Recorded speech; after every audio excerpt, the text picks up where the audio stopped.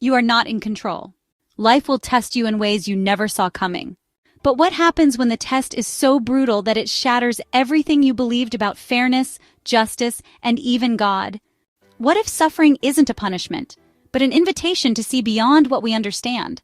Tonight, we dive into the book of Job, not as a distant, ancient story, but as a mirror to our own struggles, our doubts, and the unshakable truth that even in chaos, there's something bigger at work.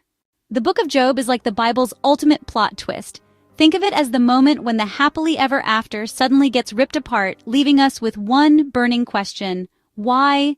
Job is a man who has everything: wealth, family, and a reputation so spotless, you'd think he had a public relations team working 24/7. But then, in a scene that feels straight out of a cosmic courtroom drama, Satan challenges Job's integrity, suggesting that he's only faithful because life's been good to him. God, in a move that raises more questions than it answers, allows Satan to test Job. What follows is a catastrophe so devastating that even Job's worst enemy would say, "Yikes, that's rough." Enter Job's three friends, Eliphaz, Bildad, and Zophar, who at first do the right thing. They just sit with him in silence. But then they start talking, and oh boy, do they talk. Job isn't having it.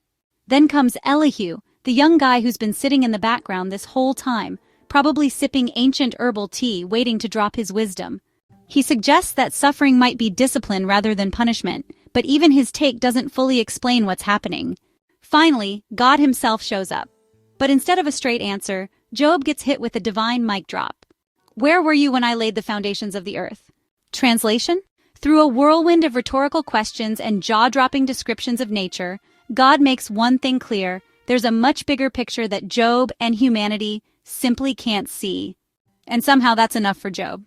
In the end, Job's fortunes are restored, but the story never gives us an easy answer. Was his suffering a test?